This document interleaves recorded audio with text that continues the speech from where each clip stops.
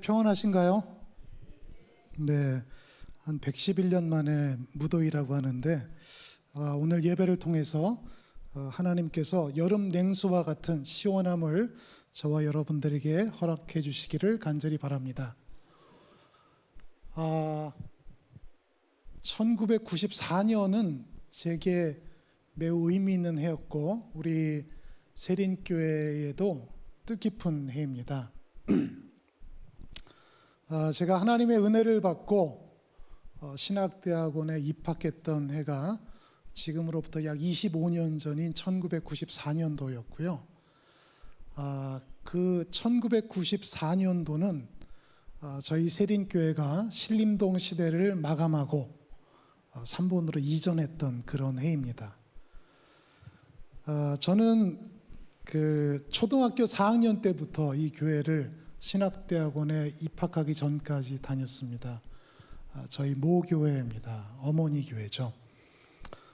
여기서 하나님에 대해서 알게 됐고요. 예수 그리스도를 구주로 영접했고 양육받아서 또 소명을 받아서 신학교까지 가게 됐습니다.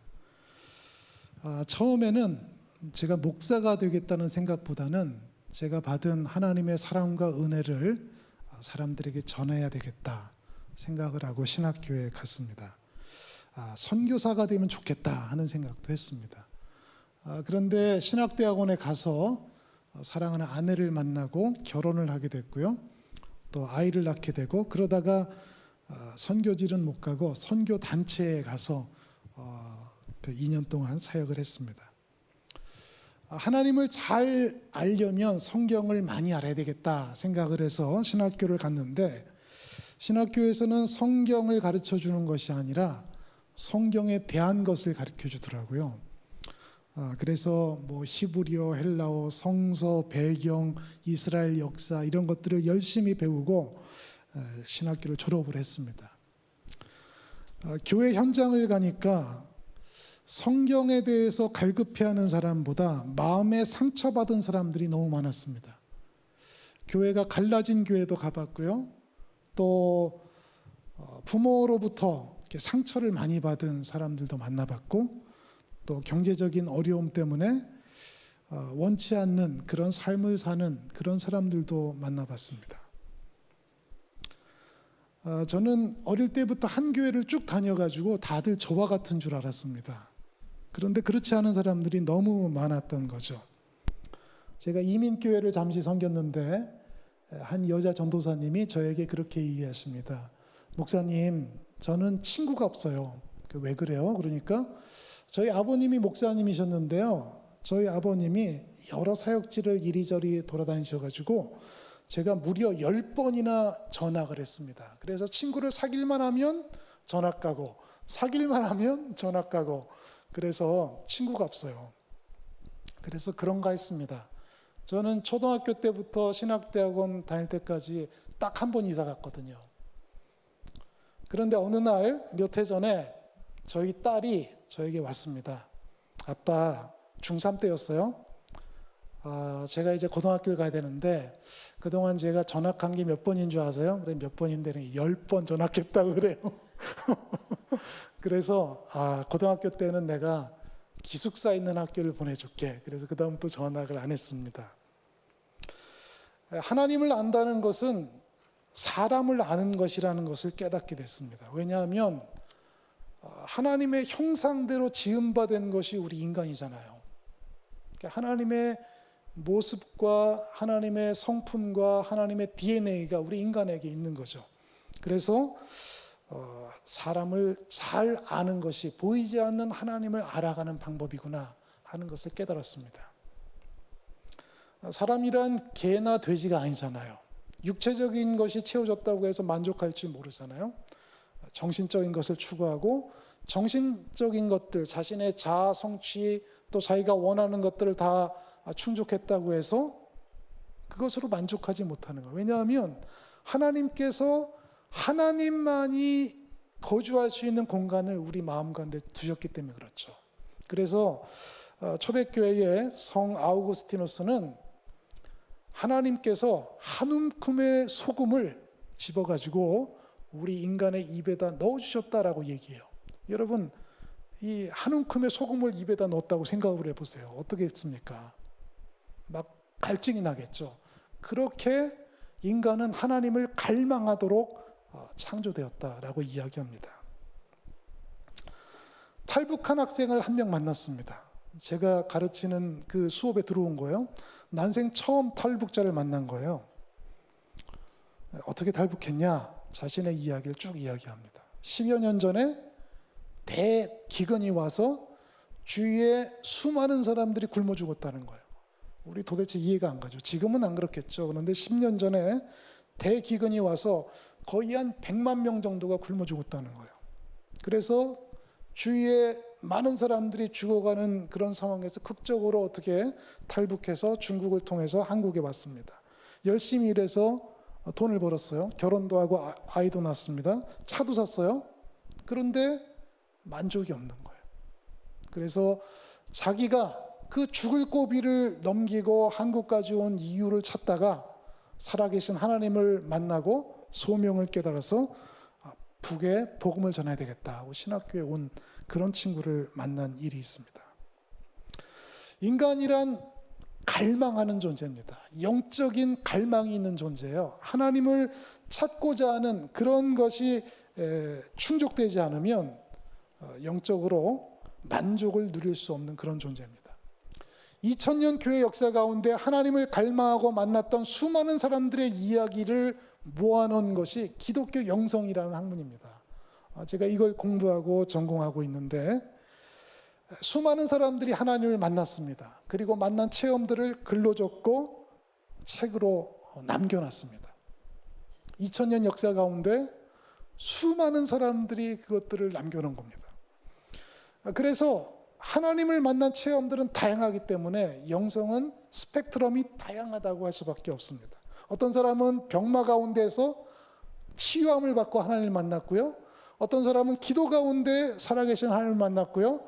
어떤 사람은 성경을 깊이 공부하다가 살아계신 하나님을 지적으로 만난 사람도 있습니다. 가난한 사람들을 돕다가 그 가운데 하나님을 만난 분도 계십니다. 그렇기 때문에 우리의 하나님 체험은 각 사람마다 다양하고 그래서 스펙트럼은 넓다고 할 수밖에 없는 거죠. 저는 어릴 때부터 장로교 그것도 통합 측에서 자랐어요. 전부 다인 줄 알았어요. 장로교가. 그런데 해외 나가 보니까 장로교보다 더 큰 교단도 많고요. 다양한 교단도 너무 많은 거예요. 인식의 지평이 확 넓어졌습니다. 그래서 오늘은 이 시간을 빌어서 그 다양한 스펙트럼 가운데 한 가지를 소개하려고 합니다. 이 사람은 러시아의 무명의 순례자라는 이름이 붙은 사람입니다. 이름을 잘 몰라요. 그래서 무명의 순례자입니다. 순례 아시죠? 여러 군데를 돌아다니는 순례자. 신앙에 열심히 있던 이 러시아의 순례자는 어느 날 예배 시간에 하나님 말씀을 듣는데 마음에 감동이 왔습니다. 그 말씀이 뭐냐 하면 데살로니가전서 5장 16절에서 18절 말씀, 항상 기뻐하라, 쉬지 말고 기도하라, 범사에 감사하라.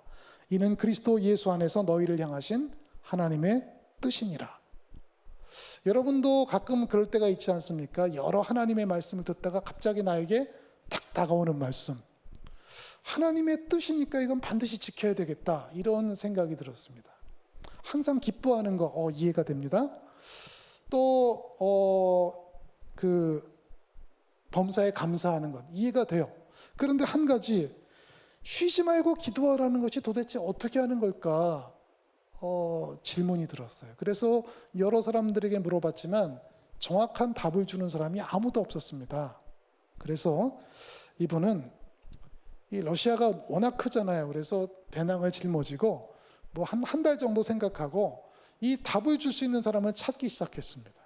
그런데 이게 어찌된 일입니까? 한 달 동안 이 여러 곳을 다녔지만 아무도 이 질문에 대해서 해답을 주는 사람이 없었던 거예요. 그래서 한 달이 1년이 됐습니다. 돈이 떨어지면 가서 일해주고 얻어먹고 또 여비가 생기면 또 여행을 했어요. 몇 해가 지났습니다. 드디어 이 질문에 대해서 해답을 줄 수 있는 유명한 수도승을 만나게 됐습니다. 자, 여러분, 그런데 그거 아십니까? 저기 그 중국 영화나 뭐 무술 이런 거, 무협지 이런 거 보시면 무술 배우겠다고 이렇게 가면은 그냥 가르쳐 주지 않죠. 처음에 어떻게 하죠? 네, 뭐 물 길르는 거 한 1년 시키고, 또 청소하는 거 1년 시키고, 또 뭐 나무 패는 거 1년 시키고, 그러다가 화두를 딱 던져줬는데 그거를 딱 깨닫고 이 사람이 뭐 무술의 고수가 됐다, 뭐 이런 이야기처럼 이 러시아의 순례자에게도 똑같은 그런 과정이 이제 거쳐지게 됩니다. 그리고 어느 날 이 스승이 쉬지 말고 기도하라는 거에 대한 답을 화두처럼 탁 던져줬어요. 자, 그게 뭐냐면 오늘 설교의 제목 있으시죠? 그 내용을 약간 바꿔서 다음과 같이 이야기를 합니다. 주 예수 그리스도 하나님의 아들이여 죄인인 나를 불쌍히 여기소서.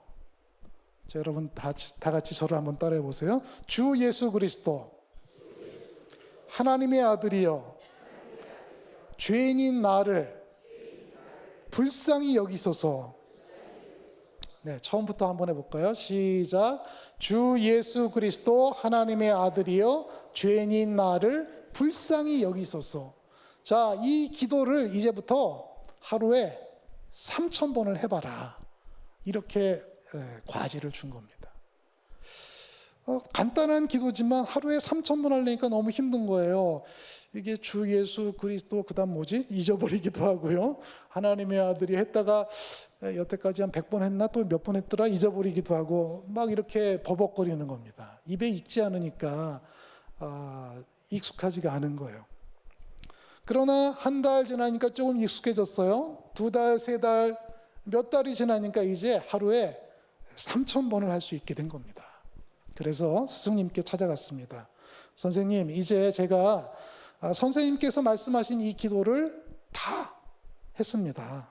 하루에 3,000번 이제 매일 할 수 있게 됐습니다. 그랬더니 이 스승은 또 다른 과제를 줄 줄 알았는데 이렇게 이야기합니다. 이번에는 이 기도를 하루에 6,000번을 해라.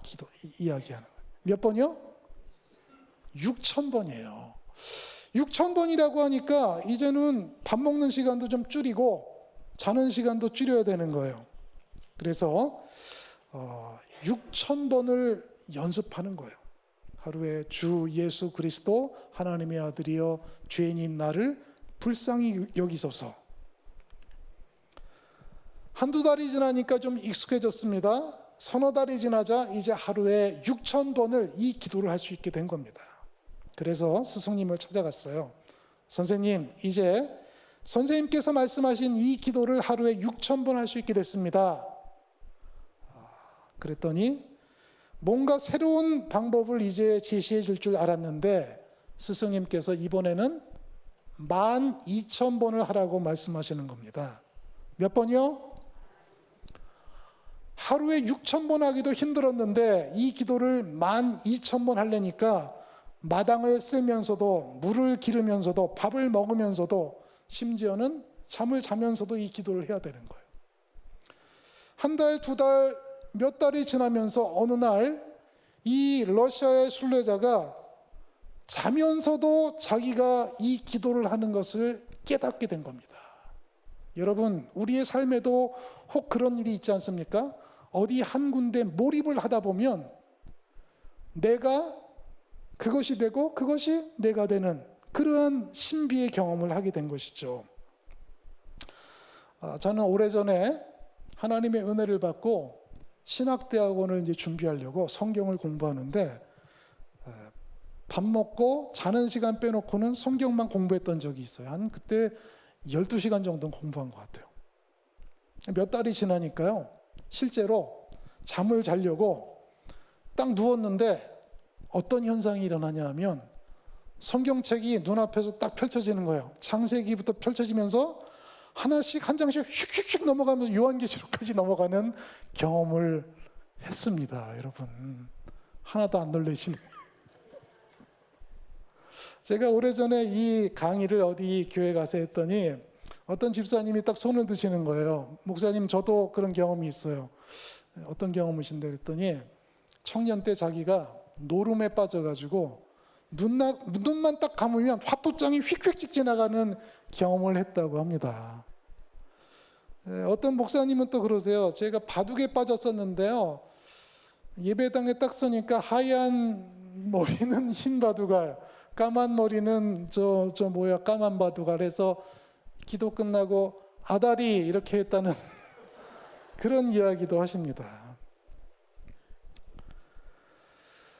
이 러시아의 순례자는 스승이 가르쳐주던 이 화두의 이 말씀을 듣고 하루에 12,000번을 기도한 끝에 이 기도가 자신의 삶의 한 부분이 되는 것을 경험했습니다.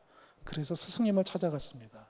스승님, 드디어 스승님께서 말씀하신 이 기도의 의미, 쉬지 말고 기도하라는 의미를 깨닫게 됐습니다. 그랬더니 스승님께서 이제 네가 깨달은 것을 세상으로 나아가 사람들에게 유익을 주라고 이야기를 했다는 것입니다.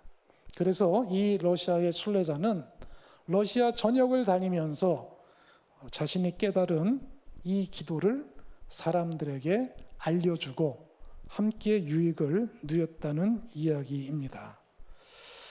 여러분 이 이야기는 제가 만들어낸 이야기가 아니라 동방교회의 예수 기도라는 아주 유명한 기도의 한 예라고 할 수 있습니다.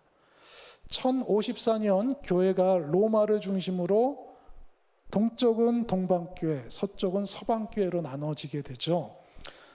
서방교회는 주로 서유럽, 영국, 그리고 그 영향이 미국으로 갔고 미국에서 다시 복음을 우리가 한국에까지 받은 거잖아요. 그래서 우리는 서방교회의 영향을 엄청 많이 받았습니다. 그러나 이 기독교 2000년 역사 가운데 아주 큰 부분이 있는데 그것은 바로 우리가 좀 신비하게 생각하는 동방교회, 러시아 정교회, 그리스 정교회, 아르메니아 정교회 이러한 전통이 있다는 거죠. 그래서 이 기도를 동방교회 2000년 역사 가운데 아주 중요한 예수의 기도 혹은 예수 호칭 기도라고 불리운다고 합니다. 그러면 여러분 이 기도의 성서적 근거는 뭘까요? 바로 오늘 우리가 읽었던 바디메오의 이야기에서 그 근거를 찾을 수가 있습니다. 앞을 못 보는 이 시각 장애인인 바디메오, 아무런 희망과 꿈이 없는 이 사람에게 한 가지 소식이 들립니다. 바로 그것은 예수님과 그 제자들이 바로 여리고에 이르렀다는 소식입니다. 비록 앞은 못 보지만 그는 여러 소문을 통해서 예수님이 어떤 분인지 알게 됐습니다. 죽은 자도 살리시고요, 병든 자도 일으키시고 온갖 기적과 치유를 행하시는 분인 것을 알게 된 것이죠. 그래서 이 바디메오는 자신의 인생에서 다시 찾아오지 않는 이 기회를 잡아야 되겠다 생각을 한 겁니다. 그래서 예수님께서 그 제자들과 함께 여리고에서 나가실 때 젖먹던 힘을 다해서 소리 질렀습니다. 자, 어떻게 불렀는지 우리 다 같이 한번 여러분 자신들이 바디메오가 돼서 한번 큰 소리로 한번 외쳐볼까요? 오늘 설교의 제목이죠. 같이 한번 여러분 준비해 보세요. 준비 시작하면 하셔야 됩니다. 준비되셨나요? 준비 안 되신 것 같아요. 다시 한번 준비되셨나요? 자, 그러면 바디메오가 예수님을 향해서 외쳤던 그 소리를 큰 소리로 외쳐보겠습니다. 시작!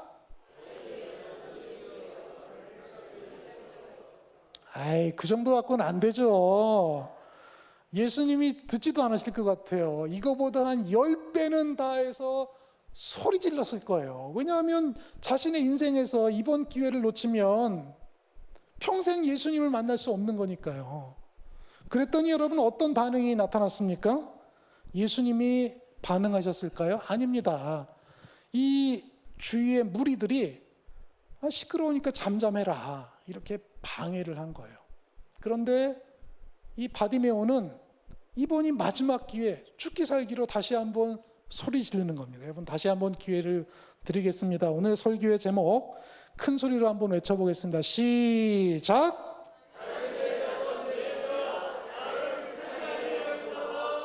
네, 100점이다, 100점. 네, 바로 이렇게 외쳤다는 거예요. 다윗의 자손 예수여 나를 불쌍히 여기소서 하면서 외쳤더니 예수님께서 반응하십니다. 어떻게 반응하셨을까요? 예수께서 머물러 서서 그를 부르라 하십니다. 그리고 이 시각장애인인 바디메오가 예수님 앞으로 가자 물으셨어요. 도대체 뭘 원하느냐?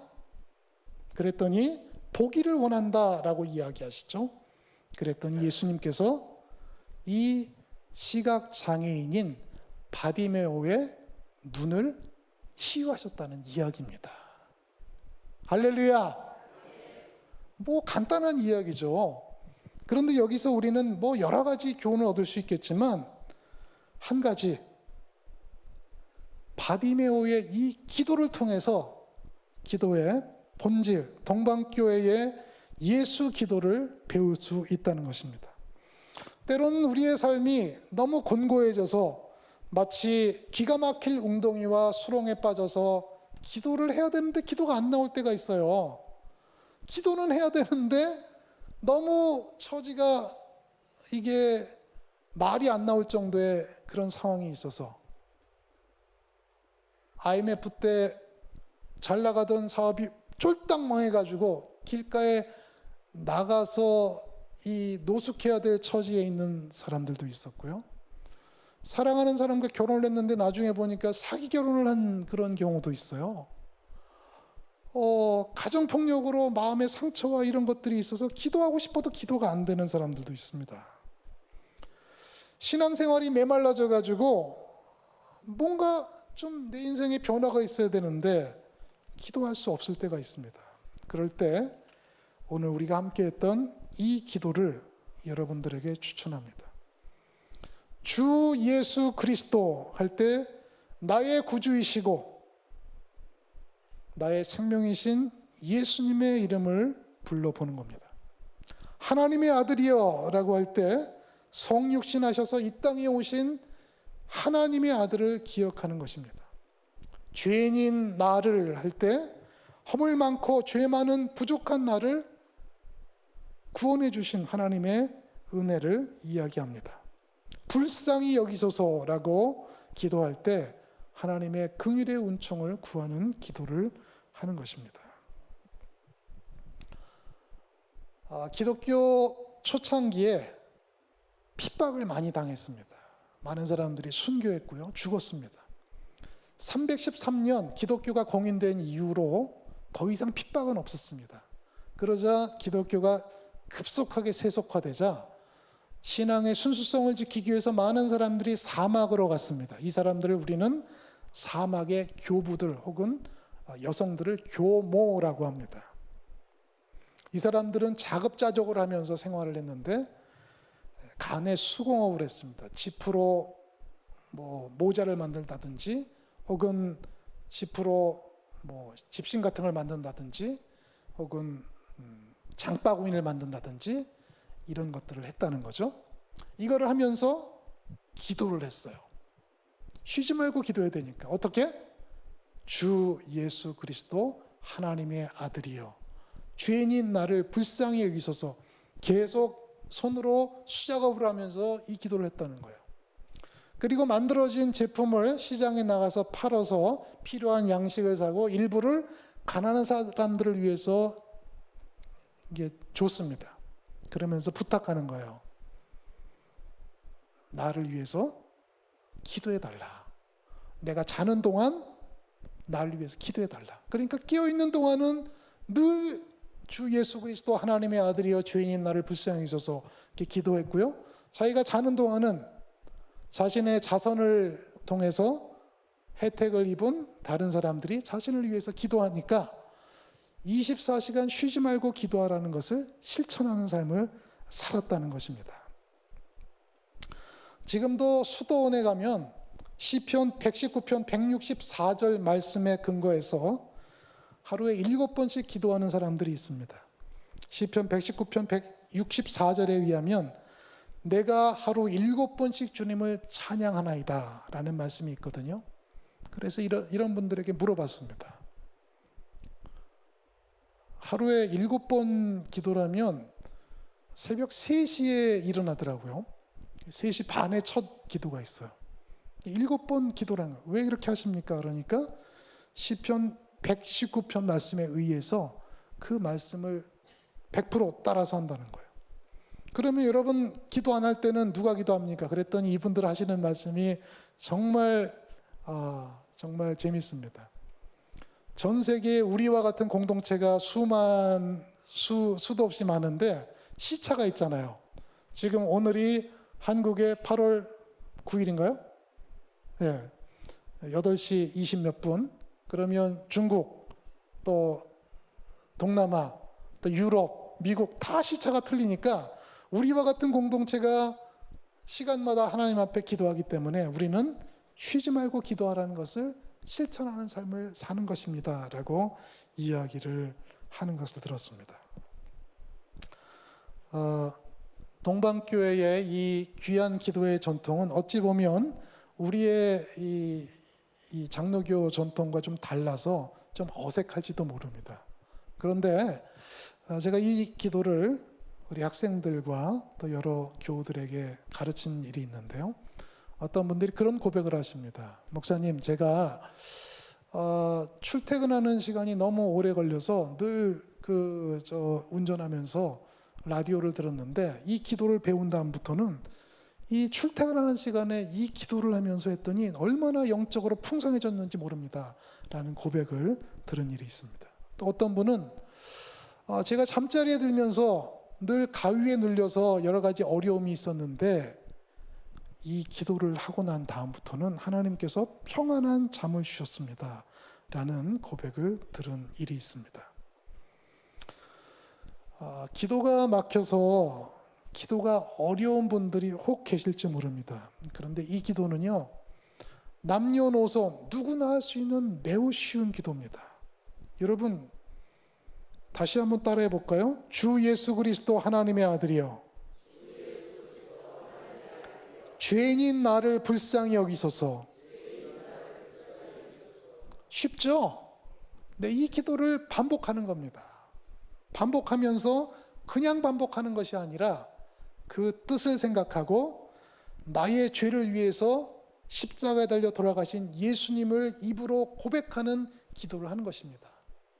그리고 들숨에서는 주 예수 그리스도 하나님의 아들이요, 날숨에서는 죄인인 나를 불쌍히 여기소서. 호흡이 좀 짧은 분들은 주 예수님 나를 불쌍히 여겨주세요, 이렇게 간단히, 혹은 오늘 설교의 제목처럼 다윗의 자손 예수여 나를 불쌍히 여겨주소서, 이렇게 변형해서 충분히 사용할 수 있는 것입니다. 그럴 때 하나님께서 우리와 늘 함께 하시는 그러한 임마누엘의 경험들을 할 수 있습니다. 영적인 삶이 충만해집니다. 하나님께서 우리와 함께 하셔서 악한 이러한 대적들과 싸워서 승리할 수 있는 영적 승리의 기쁨을 누릴 수 있습니다. 바라기는 우리 사랑하는 세린교회 모든 교우들이 오늘 바디메오가 했던 이 기도처럼 다윗의 자손 예수여 나를 불쌍히 여기소서, 이 기도가 우리의 삶의 고백과 우리의 삶에 늘 주님과 함께하는 기도가 될 수 있기를 간절히 주의 이름으로 축원드리겠습니다.